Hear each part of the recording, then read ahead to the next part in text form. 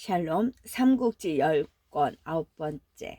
마지막으로 불려온 것은 마대와 마충이었다. 두 사람은 군사 2천을 거느리고 위남으로 가서 싸움을 거는 일을 맡게 되었다.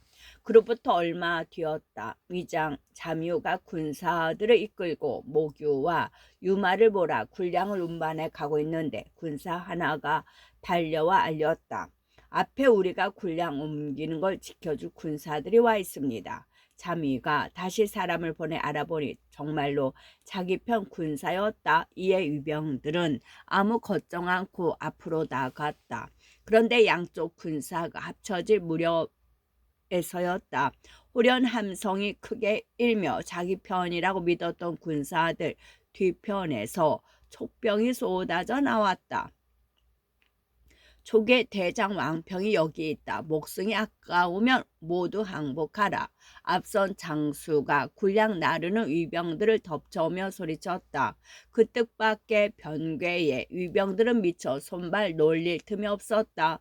태반은 허둥대다 촉병들에게 맞아 죽었다. 자미가 겨우 남은 군사를 다 잡아 맞서보려 했지만 될 일이 아니었다. 왕평의 한 칼에 목이 떨어지니 졸개들은 그대로 흩어져 달아났다. 왕평은 그들이 버리고 간 모구와 유마를 끌고 족진으로 향했다. 큰힘 들이지 않고 첫 단계에는 성공한 셈이었다. 쫓겨난 위병이 그 다음 일을 되도록 도왔다. 겨우 목숨을 건져 가까운 북원에 저희 친채로 달려간 그들은 곽해에게 군량 빼앗긴 일을 급히 알렸다. 놀란 곽해가 황망히 군사를 내 군량을 되찾으러 왔다. 왕평은 군사들을 시켜 모구와 유마의 혀를 돌려놓은 뒤 싸우는 체하며 달아나는 체하며 싸우는 식으로 물러나기 시작했다. 뒤쫓지 말라. 군량을 찾았으니 돌아가자. 곽해가 그런 영을 내리고 모구와 유마를 찾은 걸로 만족하며 돌아가려 했다. 그러나 군사들이 모두 덤벼들어 밀고 당기며 법석을 떨어도 모구와 유마는 꼼짝도 안 했다. 얼마 전까지도 잘 굴러가던 모구와 유마가 움직이지 않자 곽해는 놀랍고도 개의쩍게 여겼다. 그러나 군량을 그대로 버리고 갈 수도 없는 일이라 애꿎은 군사들만 몰아대고 있는데 갑자기 북소리 나팔 소리가 하늘 가득 울려 퍼졌다. 뒤이어 사방에서 함성이 일며 두 갈래 군마가 쏟아져 나왔다. 강요와 위원이 이끄는 족병이었다. 거기다가 달아나던 왕평도 되돌아서서 덤비니 곽해 혼자서는 그 세 갈래 군마를 당할 길이 없었다. 얼마 안 돼 형편없이 뭉그러진 군사들과 함께 되돌아서 달아났다. 왕평은 군사들을 시켜 모구와 유마의 혀를 제자리로 돌려놓게 한 다음 끌고 가기 시작했다. 곽해가 멀리서 그걸 보고 다시 군사를 몰아 뒤쫓으려 했다. 그때 문득 산 뒤에서 구름 같은 연기가 일며 한때의 신병이 뛰쳐나왔다. 두 손에 깃발과 칼을 들었는데 그 차림이나 모양이 궤적이 그지없었다. 그들이 모두 모구와 유마를 미는 군사들을 도와 바람처럼 멀어져 가니 보고 있던 곽해는 쫓을 마음이 싹 가셨다. 저것은 틀림없이 귀신이 촉병을 돕고 있는 것이다. 곽해가 놀란 나머지 그런 소리를 했다. 군사들도 그걸 보자 두렵기 그지없어 누구도 촉병을 뒤쫓을 엄두를 내지 못했다. 그 무렵 북원의 군사들이 싸움에 져서 어려운 지경에 빠졌다는 소식을 사마이의 귀에도 들어갔다. 사마이는 놀라 군사를 이끌고 북원을 구하러 달려갔다. 그러나 길을 반도 가기 전에 호련 한 소리 포양이 울리며 두 갈래 군마가 뛰쳐나왔다. 미리 산기슭 험한 곳에 숨어 기다린 듯한데 그들의 함성이 하늘과 땅을 뒤흔들었다. 사마이가 놀라 살펴보니 앞세운 깃발에는 이렇게 적혀 있었다. 한장 요화, 한장 장익.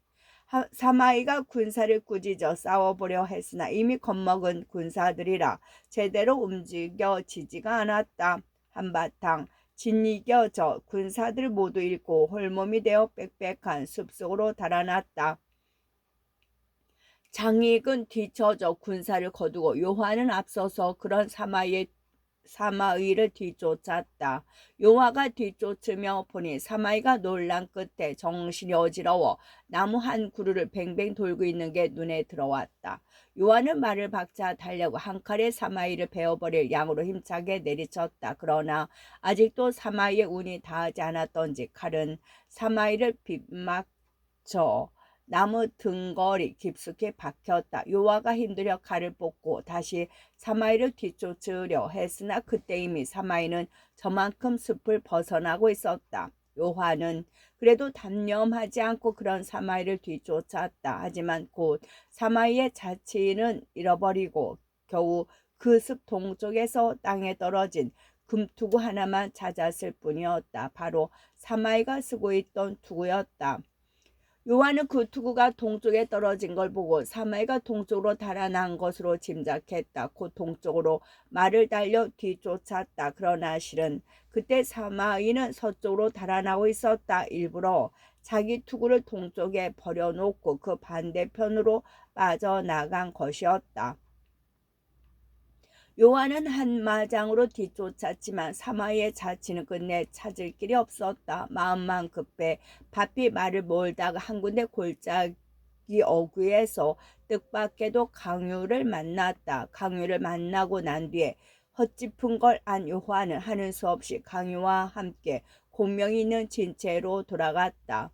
오래전에 장의가 빼앗은 모구와 유마를 이끌고 돌아왔다. 거기에 실린 곡식만도 10,000석이 넘었다.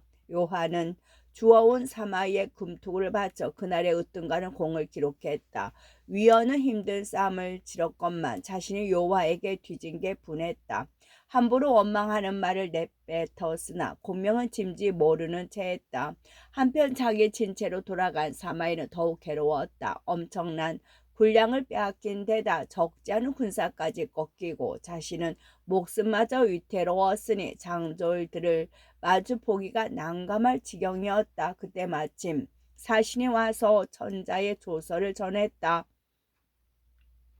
동호가 세 갈래로 길을 나눠 쳐들어와서 조정은 싸워 막기로 의논을 모았다. 앞으로 적지 않은 인마와 물자가 동호와의 싸움에 돌려질 것인즉 경은 굳게 지킬 뿐 나가 싸우지 말라. 촉가의 싸움은 동호를 물리친 뒤에라도 늦지 않으리라. 그런 내용을 읽은 사마이는 차라리 잘됐다 싶었다. 그날부터 도랑을 깊이 파고 흙벽을 높여 드러나 앉아 굳게 지킬 뿐 나가 싸우지 않았다. 그 무렵 위와 동호의 싸움은 제법 그럴듯하게 어우러지고 있었다. 위주 조예는 손권이 세 갈래로 길을 나누어 쳐들어 온다는 말을 듣자 곧 그 또한 세 갈래로 길을 나누어 막기로 했다. 곧 유소는 군사를 이끌고 가서 강화를 구하게 하고 전에는 양양을 구하게 하고 조의 자신은 만총과 함께 합비를 구하기로 한 것이었다.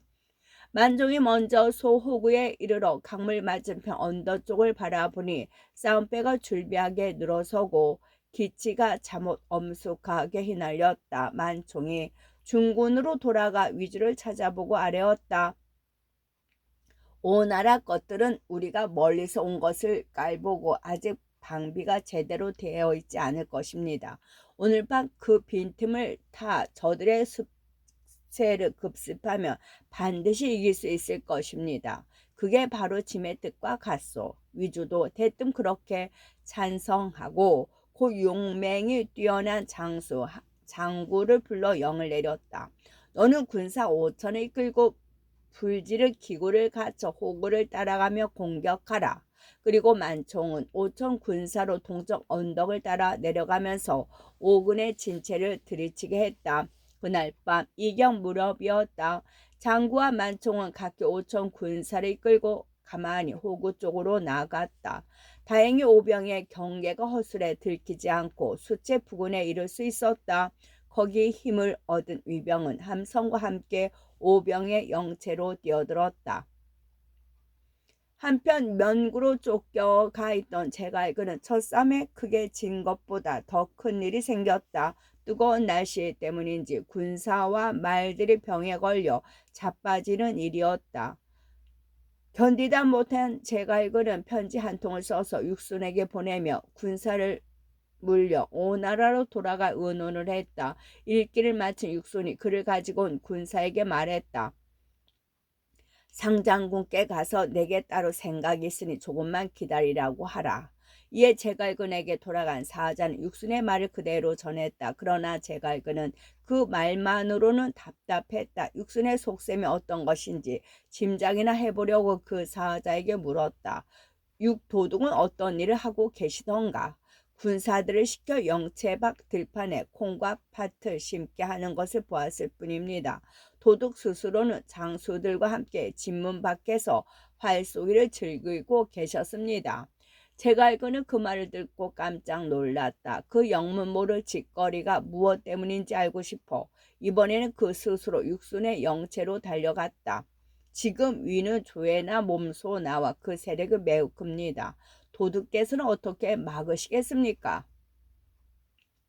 제갈근이 육순을 보고 그렇게 물었다. 육순이 소리를 죽여 일러주었다. 내가 얼마 전에 사람을 주상께 보내 표문을 올린 적이 있소이다. 그러나 뜻밖에도 그 사람이 적병에게 붙들려 일정 꾸며놓은 계책이 적의 손에 들어가 버렸소. 이미 우리의 계책을 안 이상 적도 거기에 넉넉한 방비를 하고 있을 터 싸워봐야 무슨 이득이 있겠소. 차라리 이만 치서 물러남만 못할 것이오.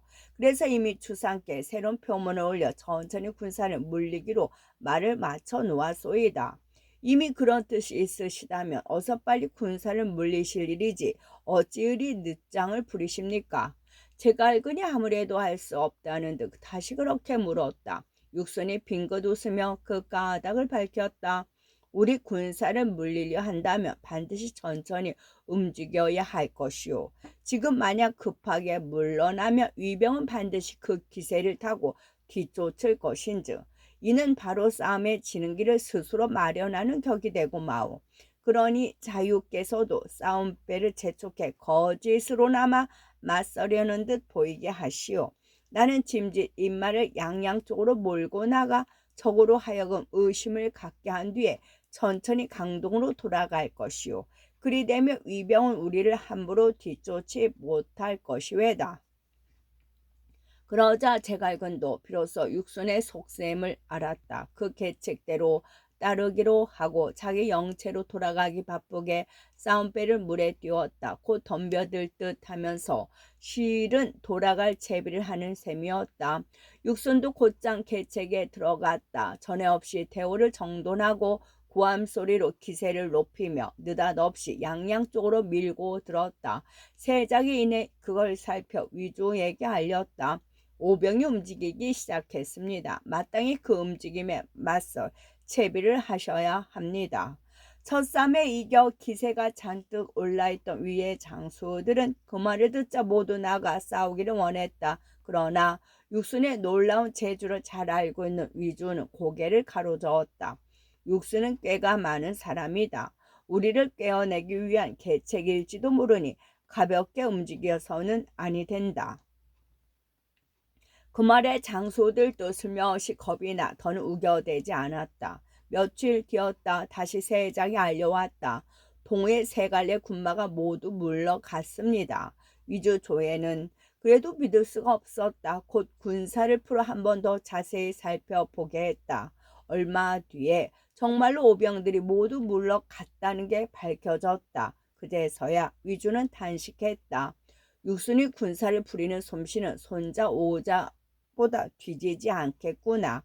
그가 살아있는 한 동호를 쳐 없애기는 어렵겠다. 그러고는 장수들을 풀어 험한 길목을 지키게 한 뒤 자신은 대군을 끌고 합비로 돌아가 그곳에서 있을지 모르는 뜻밖의 변고에 대비했다. 한편 기산의 공명은 사마이가 싸움을 받아주지 않자 오래 거기 머물며 싸울 수 있는 방도를 마련했다. 싸움이 길어짐에 따라 필요한 군량을 본국에서 날라오지 않고 그곳에서 스스로 해결하기 위해 둔전법, 군사들로 하여금 농사를 짓게 하는 군전법을 쓰기로 한 것이었다.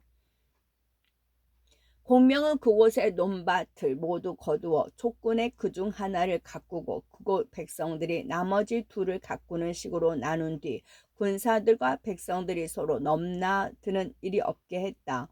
노는 군사들로 농사를 짓게 해 군량을 얻기 위함이었으나 그곳 백성들로 보면 그보다 더 너그러운 대접이 없었다. 모두가 위의 다스림을 받을 때보다 더 기뻐하며 농사에 힘과 정성을 쏟았다. 세작으로부터 그 소문을 들은 사마이가 아비사마이를 찾아보고 말했다. 그 소문을 들은 사마사가 아비사마이를 찾아보고 말했다. 지난번에 족병은 우리 군량을 많이 뺏어 갔습니다. 거기다가 이제는 위비인에서 우리 백성들이 괴롭힘 없이 농사를 시작하고 있습니다.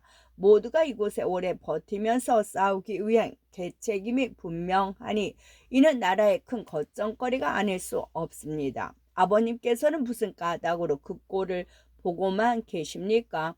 공명과 날짜를 정해 한바탕 싸움으로 자웅을 가리시지 않고 어찌하여 진체 안에만 앉아 계십니까?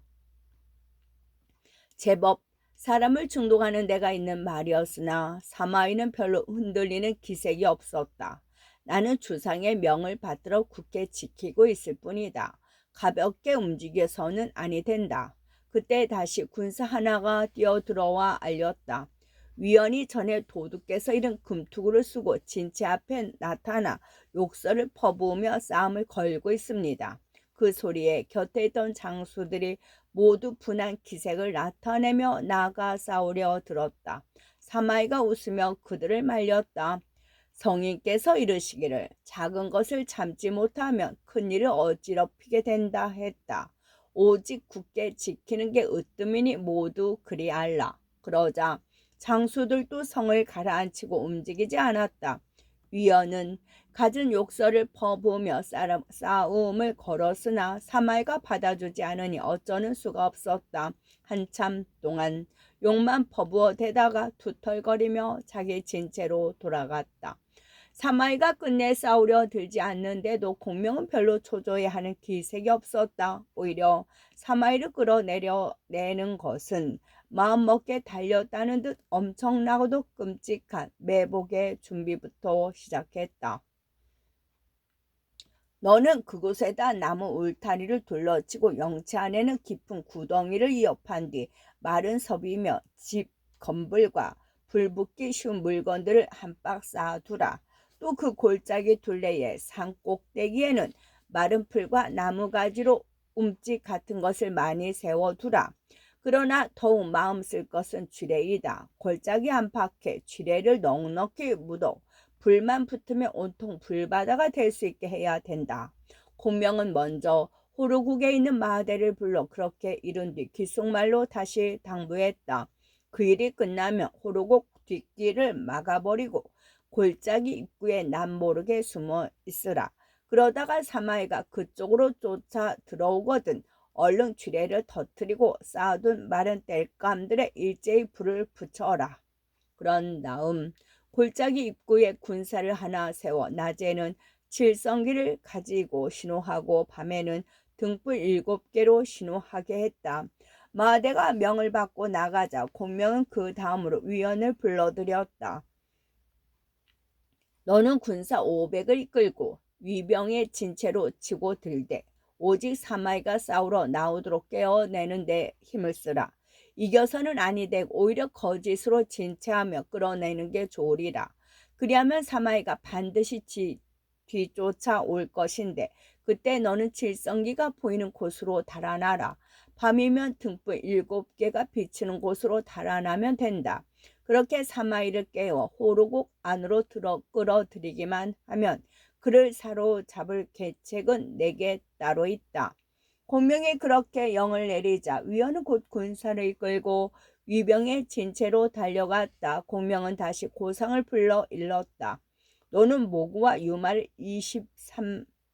30마리나 40~50마리씩 떼를 지어 거기에 곡식을 싣고 산길을 오락가락하라. 그러다가 위병이 덤비거든 그대로 빼앗겨 버리는 게 네가 공을 세우는 길이다. 알쏭달쏭한 명이었으나 고상도 그대로 따랐다. 공명은 그 뒤에도 기산에 있는 군사 하나하나에게 일을 주어 떠나 보냈다. 겉으로는 그대로 농사를 지으며 버틸 것처럼 꾸미고 있어야 할 그들이 받은 명은 이랬다. 너희들은 위병들이 와서 싸움을 걸거든 거짓으로 저주어라. 그러나 사마이가 스스로 나오거든 모두 힘을 합쳐 위남을 공격하고 그 돌아갈 길을 끊으라.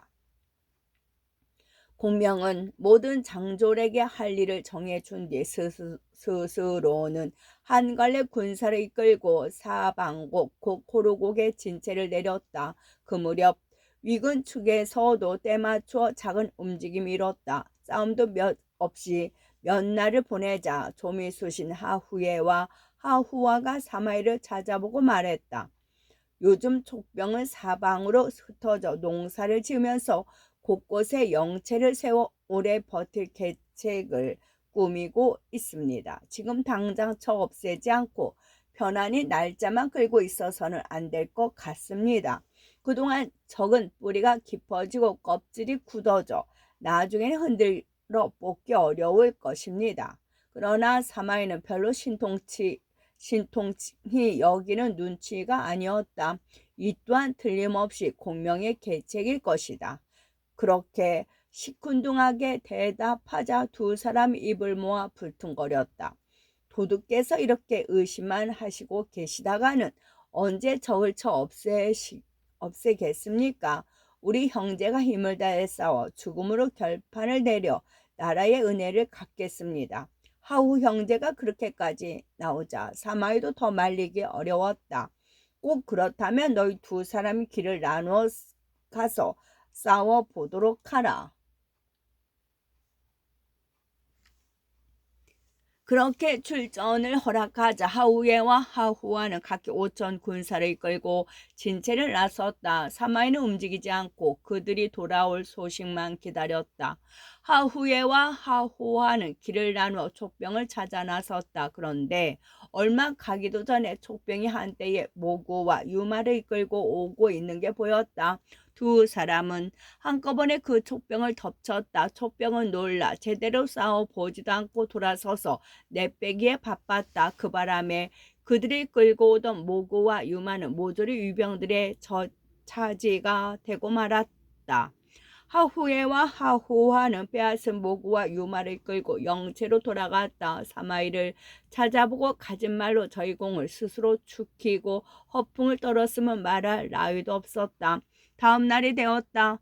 다시 영체를 나간 하후 형제는 이번에는 100여 병의 촉병을 사로잡았다. 그들 역시 사마이에게로 끌고 가 공을 자랑했다. 사마이는 끌려온 촉병들을 통해 허실을 알아내고 싶었다. 먼저 그들에게 잡혀온 경위를 물었다. 촉병들의 입을 모아 말했다. 공명은 도둑께서 굳게 지키실 분 나와 싸우시지 않자 저희에게 모두 흩어져 농사를 짓게 하였습니다. 이곳에서 군량을 만들어 오래 견디며 싸울 작정인 듯 합니다.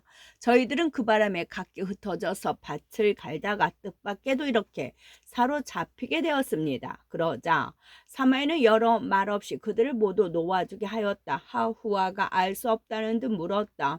왜 그들을 죽이지 않습니까? 저 따위 이름 없는 졸개들을 죽여서 무슨 이득이 있겠느냐. 놓아주어 촉병들로 하여금 위나라 장수들이 너그럽고 어질다는 걸 알게 하느니만 못하다. 이렇게 적에 싸울 마음이 없애는 게 바로 여몽이 형주를 빼앗을 때 쓴 계책이었다. 그리고 오히려 다른 장수들에게도 두루 알리게 했다. 앞으로도 촉병을 사로잡아 오거든 모두 좋게 돌려보내주라. 그렇게 하는 것도 공인만큼 두텁게 상을 내릴 것이다. 그렇게 되니 모든 장들이 그 말을 아니 들을 수 없었다. 하지만 사마이는 아직 그 촉병들의 말을 다 믿지는 않았다. 더 지켜보리라 하고 하후예와 하후아를 거듭 내보냈다. 공명은 그런 사마이를 깨어내기 위해 끈기 있게 계책을 펼쳐나갔다. 고상으로 하여금 군량을 운반하는 청 모구와 유마를 끌고 상방곡으로 끊임없이 오가게 했다. 하후에와 하후아는 그런 고상의 군사를 갑자기 덮쳐 보름 만에 잇따라 여러 번을 이겼다. 믿지 않던 사마이도 촉병이 거듭해 패하는 걸 보자 조금씩 마음이 달라지기 시작했다. 어쩌면 정말로 자기에게 기회가 올지도 모른다 싶어 은근히 기뻐하며 기다리는데 어느 날 또 수십 명의 촉병이 잡혀왔다. 사마이가 그들을 불러 물었다. 공명은 지금 어디 있느냐? 제갈 승상은 지금 기산에 계시지 않고 상방곡 서쪽 30리쯤 되는 곳에 영체를 세웠습니다. 상방곡으로 매일 군량을 날라야 하는 것은 실로 그 때문이올시다. 잡혀온 촉병들이 입을 모아 그렇게 대답했다. 사마이는 다시 한동안 그들에게 이것저것 꼬치꼬치 캐물은 뒤에 그들을 놓아 보내주게 했다. 촉병들이 나가자 사마이도 드디어는 싸울 마음이 생겼는지 장수를 불러 모았다. 공명은 지금 기산에 있지 않고 사방곡에 있다 한다. 그대들은 내일 일제히 힘을 합쳐 기산의 대체를 빼앗도록 하라. 나는 뒤에서 접응하겠다. 무슨 속셈에서인지 사마이는 그렇게 영을 내렸다. 장수들은 모두 그 명예에 따라 이튿날 있을 싸움 채비에 들어갔다. 아버님은 무슨 까닭으로 오히려 뒤편을 맡아 치려 하십니까? 이미 대군을 내기로 해놓고 자신은 뒤로 빠지는 사마이가 이상했던지 사마사가 아비를 찾아보고 그렇게 물었다. 사마이는 차근차근 까닭을 일러주었다. 기사는 촉인들의 근본이 되는 곳이다. 만약 우리 군사가 공격하는 걸 보면 반드시 모든 영체에서 달려와 구원하려 들지 않겠느냐. 그때 나는 상방곡을 빼앗아 거기 있는 군량과 마초를 불질러 버리려 한다. 그리 되면 적은 머리와 꼬리가 서로 돌볼 틈이 없어 어김없이 대패하고 말 것이다. 사마사는 그 말에 엎드려 감복했다. 사마이는 곧 군사를 내어 나가며 따로이 장호와 악침에게 각기 5천 군사를 주어 위급할 때 뒤에서 접응하게 했다. 그때 공명은 상방곡에서 몸을 빼내 기산 위에 앉아 있었다. 군사들이 움직이는 소리에 가만히 내려다보니 위병들이 3,000명, 5,000명씩 줄을 지어 차례로 올라오는 게 기산의 대체를 뺏으려 드는 게 틀림없었다. 공명은 가만히 장수들에게 영을 내렸다. 만약 사마이가 스스로 나오거든 너희들은 얼른 위병의 진체를 덮쳐 위남을 뺏어버리라. 이에 장수들은 모두 그에 따른 채비를 갖추고 사마이가 나타나기만을 기다렸다. 한편 위병들이 기산으로 몰려들자 촉병들은 사방에서 함성을 지르며 대체를 구원하러 가는 신용을 했다. 사마이는 촉병이 모두 기산으로 몰려가는 걸 보고 얼른 두 아들과 중군을 몰아 상방곡으로 달려갔다. 위원이 상방곡, 곧 호로곡 어귀에서 사마이를 기다리고 있다가 위병들이 몰려오는 소리를 듣자 말을 달려나갔다. 위원이 보니 앞선 장수는 틀림없이 사마이였다. 사마이는 달아나지 말라. 위원이 칼을 휘두르며 달려나가 소리쳤다. 사마이도 지지 않고 창을 끼고 달려나가 곧 한바탕 싸움이 어우러졌다. 그러나 미처 새 합을 넘기도 전에 위원이 갑자기 말머리를 돌려 달아나기 시작했다. 사마이가 기세를 타고 위원을 뒤쫓았다. 위원은 미리 들은 대로 칠성기가 보이는 곳으로만 말을 몰았다. 사마이는 장수가 위원 하나뿐인데다 뒤따르는 군마까지 그리 많지 않아 마음 놓고 뒤쫓았다. 그 왼쪽에는 사마사가 붙어서고 오른쪽에는 사마소가 붙어서서 아비를 지키며 일제히 밀고 나갔다. 이윽고 위원은 군사들과 함께 어떤 골짜기로 쫓겨 들어갔다. 바로 공명이 마대를 시켜 사마이를 사로잡을 갖가지 설비를 갖춰둔 상방곡이었다. 사마이도 낯선 골짜기를 만나자 그냥 뒤쫓기가 꺼림칙했다. 먼저 군사 몇을 골짜기 안에 들여보내 살펴보게 했다. 골짜기 안에 복병 같은 것은 없고 다만 산비탈에 불로 엮은 움막들만 여기저기 눈에 띄었습니다. 이윽고 돌아온 군사들이 그렇게 골짜기 안에 형세를 알렸다. 그것은 틀림없이 군량을 쌓아놓은 곳일 것이다. 사마이는 그렇게 말하고 입말을 휘몰아 골짜기 안으로 들어갔다. 그런데 막상 들어가서 보니 움막들은 모두 마른 풀 덤이었고 마땅히 보여야 할 위원과 그 졸개는 어디로 갔는지 자취도 없는 게 아무래도 이상했다. 덜컥 의심이 든 사마이가 두 아들을 보고 말했다. 아무래도 더 깊이 들어가지 않는 게 좋겠다. 만약 적이 군사를 내 골짜기 어귀를 막아버리면 어쩌겠느냐. 바로 그때였다. 갑자기 함성이 크게 일며 산 위에서 불덩이가 한꺼번에 쏟아져 내려와 골짜기 잎새를 불길로 막아버렸다. 놀란 유병들이 달아나려 해보았으나 앞이 막힌 골짜기라 길이 있을 턱이 없었다. 거기다가 산 위에서는 불화살을 쏘아대고 골짜기 바닥에서는 쥐레가 터져 움막 안에 가득 든 마른 풀 더미에 올마 붙으니 순식간에 골짜기는 큰 아궁이처럼 변해갔다. 사마이는 놀란 나머지 손발조차 제대로 말을 듣지 않았다. 허둥지둥 말에서 내려 두 아들을 쓸어안고 크게 소리쳐 울었다. 우리 삼부자가 이곳에서 함께 죽게 되었구나. 그런데 그 무슨 하늘의 조화일까. 갑자기 한 차례 미친 듯한 바람이 일더니 하늘 가득 검은 구름이 덮었다. 이어 한 소리 천둥과 함께 동이로 들이붓듯 비가 쏟아지기 시작했다. 그 바람에 골짜기 가득 타오르던 불은 금세 꺼지고 쥐레도 비에 젖어 더는 더워지지 않았다. 공명이 펼쳐둔 모든 화기가 아무런 쓸모없이 되고 만 것이었다. 그걸 본 사마이가 기뻐 어쩔 줄 모르며 소리쳤다. 이때를 틈타 뛰쳐 나가지 않고 다시 어느 때를 기다리려 하느냐. 어서 골짜기 밖으로 물러나라. 그리고 힘을 다해 길을 열고 상방곡을 빠져나갔다. 뒤따라오던 장호와 악침도 각기 이끌고 있던 군사를 몰아 그런 사마이를 구해냈다. 그때 상방곡에 남아있던 족장은 마대였다.